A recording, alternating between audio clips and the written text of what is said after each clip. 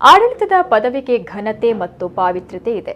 ಅಲ್ಲಿ ಕುಳಿತುಕೊಳ್ಳಬೇಕಾದವರು ಆ ಪಾವಿತ್ರ್ಯತೆಯನ್ನು ಕಾಪಾಡಲು ಅನರ್ಹರಾದರೆ ಅವರು ಸ್ಥಾನದಿಂದ ಇಳಿಬೇಕು. ಇಲ್ಲಿ ಸರ್ಕಾರದ ವಿರುದ್ಧ ಪ್ರತಿಭಟನೆ ನಡೀತಾ ಇದೆ ಎಂದಾದರೆ ಅದು ಆಡಳಿತದಲ್ಲಿರುವವರ ದೌರ್ಬಲ್ಯಕ್ಕೆ ಸಾಕ್ಷಿ ಎಂದು ಬೆಳ್ತಂಗಡಿ ದಾರುಸಾಲಂ ದುವಾ ಕಾಲೇಜು ಮುಖ್ಯ ಗುರುಗಳಾದಂತಹ ಮೌಲಾನಾ ಇಸ್ಹಾಕ್ ಕೌಸರಿ ಹೇಳಿದ್ದಾರೆ. ಸುಳ್ಯದ ಮಸೂದ್ ಮತ್ತು ಸುರತ್ಕಲ್ನ ಫಾಜಿಲ್ ಎಂಬಿಬ್ಬರ ಹತ್ಯೆ ಪ್ರಕರಣಗಳ ನಿಷ್ಪಕ್ಷಪಾತ ತನಿಖೆ, ಇಸ್ಲಾಂ ಧರ್ಮದ ಬಗ್ಗೆ ಹಾಗೂ ಮದರಸಗಳ ಬಗ್ಗೆ ಅಲ್ಲಲ್ಲಿ ಅಪಪ್ರಚಾರಗಳನ್ನು ಮಾಡ್ತಾ ಕಪೋಲ ಕಲ್ಪಿತ ಹೇಳಿಕೆಗಳನ್ನು ನೀಡುವುದಕ್ಕೆ ಕಡಿವಾಣ ಹಾಕಬೇಕು. ಹತ್ಯೆಗೈಯಲ್ಪಟ್ಟವರಿಗೆ ಸರ್ಕಾರ ಪರಿಹಾರ ನೀಡಬೇಕು ಅಂತ ಆಗ್ರಹಿಸಿ ನಿನ್ನೆ ಮುಸ್ಲಿಂ ಒಕ್ಕೂಟದ ವತಿಯಿಂದ ಬೆಳ್ತಂಗಡಿ ಮಿನಿ ವಿಧಾನಸೌಧದ ಎದುರು ನಡೆದಂತಹ ಬೃಹತ್ ಪ್ರತಿಭಟನೆಯನ್ನು ಉದ್ದೇಶಿಸಿ ಅವರು ಮಾತನಾಡಿದರು. ಸ್ವಾತಂತ್ರ್ಯ ಸಮರದಲ್ಲಿ ನಿರ್ಣಾಯಕ ಪಾತ್ರ ವಹಿಸಿದವರು ಮುಸಲ್ಮಾನರು. ಮದರಸಗಳು ಅಂದಿನ ಸ್ವಾತಂತ್ರ್ಯ ಹೋರಾಟದ ಕೇಂದ್ರಗಳಾಗಿತ್ತು. ಈ ಸಮುದಾಯ ಟಿಪ್ಪುವಿನ ಆದರ್ಶ ಇರುವ ಜನಾಂಗ. ಅಂತಹ ಸಮುದಾಯದ ವಿರುದ್ಧ ಅಪಪ್ರಚಾರ ನಾವು ಸಹಿಸಲಾರೆವು. ಮನುಷ್ಯತ್ವ ಇರುವವರು ಯಾರೂ ಕೂಡ ಯಾವ ಕೊಲೆಗಳನ್ನು ಸಮರ್ಥಿಸಲು ಸಾಧ್ಯವಿಲ್ಲ. ಅಂತೆಯೇ ಕರಾವಳಿಯಲ್ಲಿ ನಡೆದ ಮಸೂದ್ ಮತ್ತು ಫಾಜಿಲ್ ಕೊಲೆಗೆ ಸಮಾನ ಪರಿಹಾರ ಮತ್ತು ನ್ಯಾಯದಾನದಲ್ಲಿ ಸರ್ಕಾರ ತಾರತಮ್ಯವನ್ನು ನಾವು ಒಪ್ಪೋದಿಲ್ಲ ಅಂತ ಸರ್ಕಾರದ ವಿರುದ್ಧ ಕಿಡಿಕಾರಿದ್ರು. ಮಸೂದುಕೊಂದು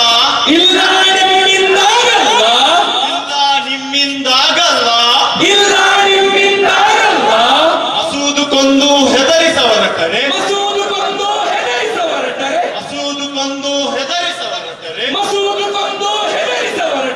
ಇಲ್ಲ ನಿಮ್ಮಿಂದಾಗಲ್ಲ, ಇಲ್ಲ ನಿಮ್ಮಿಂದಾಗಲ್ಲ.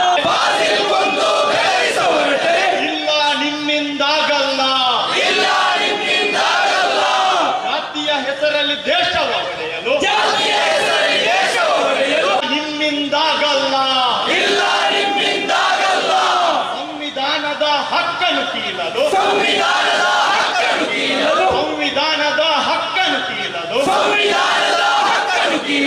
ಇಲ್ಲ ನಿಮ್ಮಿಂದಾಗಲ್ಲ.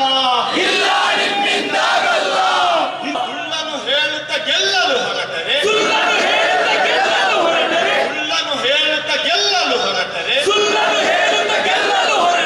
ಇಲ್ಲ ನಿಮ್ಮಿಂದಾಗಲ್ಲ.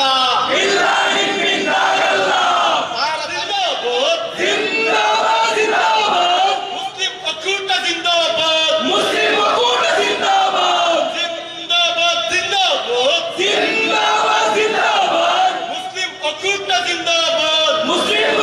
ജിന്ദാബാദ്. ഇവിടെ നടക്കുന്ന ഏതൊരു കൊലയാണെങ്കിലും നേരത്തെ നമ്മുടെ ബഹുമാനപ്പെട്ട ഇസ്ഹാഖ് കൗസരി സൂചിപ്പിച്ചതുപോലെ പ്രതിഷേധാർഹമാണ്. നമ്മളെല്ലാവരും അതിനെ കണ്ടിക്കേണ്ടതാണ്.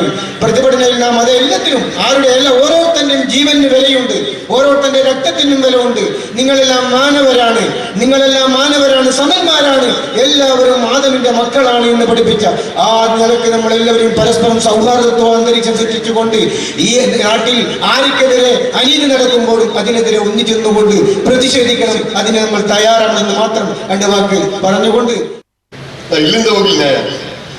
ಈ ಕಮಿಷನ್ ಹತ್ರ ಕೇಳಿ ಆಯ್ತು, ಇಲ್ಲ ನಾನು ಋಣ ತೀರಿಸ್ತೀನಿ, ಇನ್ನಿದಕ್ಕೆ ಬಿಡಲ್ಲ, ನಾನು ಇಲ್ಲಿ ಹಿಡಿತೀನಿ ಅಂತ ಹೇಳಿದ್ದಾರೆ. ಅವರು ಹಿಡಿಯಲ್ಲ ಸ್ವಾಮಿ. ನಾನು ಯಾರ ಹತ್ರ ಹೋಗಿ ನ್ಯಾಯ ಕೇಳಿ ಸ್ವಾಮಿ? ಮಂಗಳೂರಿನ ಇಲ್ಲಿಂದ ಬಂದಿದ್ದೀನಿ, ನಿಮ್ಮ ಹತ್ರ ನ್ಯಾಯ ಸಿಗ್ತದೆ ಕೇಳಿ. ಯಾರು ಯಾರಿಲ್ಲ, ಸತ್ಯಕ್ಕೆ ಗಾಳಿ ಇಲ್ಲ, ನನಗೆ ಯಾವಲ್ಲಿ ನ್ಯಾಯ ಸಿಗಲ್ಲ. ನಾನು ನಿಮ್ಮಲ್ಲಿ ಒಕ್ಕೂಟ ನೀವು ಕರೆದಿರಂತ ಇಲ್ಲಿಗೆ ಬಂದೀನಿ, ನಿಮಗೆ ಮುಂದೆ ನ್ಯಾಯ ಸಿಗ್ತಂದ್ರೆ ನೋಡಂತ. ಇಲ್ಲಿ ನನಗೆ ನ್ಯಾಯ ಸಿಗುವಾಗೆ ಕಾಣಲಿಲ್ಲ.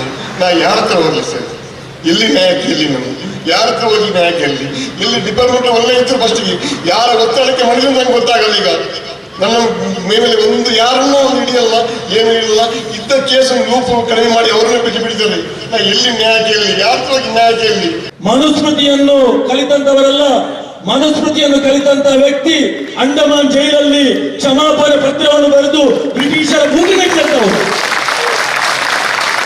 ಖಂಡಿತವಾಗಿಯೂ ಕುರಾನನ್ನು ಧರ್ಮಗ್ರಂಥವಾಗಿ ಒಪ್ಪಿಕೊಂಡಂತ ನಾವು ಅದೇ ರೀತಿ ಸಂವಿಧಾನವನ್ನು ಆಶಯವಾಗಿ ಒಪ್ಪಿಕೊಂಡಂತ ಮುಸಲ್ಮಾನರು ನಿಮ್ಮಿಂದ ಈ ಮದ್ರಸದ ಮೇಲೆ ಕೈ ಹಾಕಿದ್ರೆ ಬಹಳ ದೊಡ್ಡ ಮಟ್ಟದ ಹೊಡೆತವನ್ನು ಸರ್ಕಾರ ತಿನ್ನಲಿಕ್ಕಿದೆ ಎನ್ನುವಂತ ಎಚ್ಚರಿಕೆ ಈ ಸಂದರ್ಭದಲ್ಲಿ ನಡೆಯುತ್ತದೆ.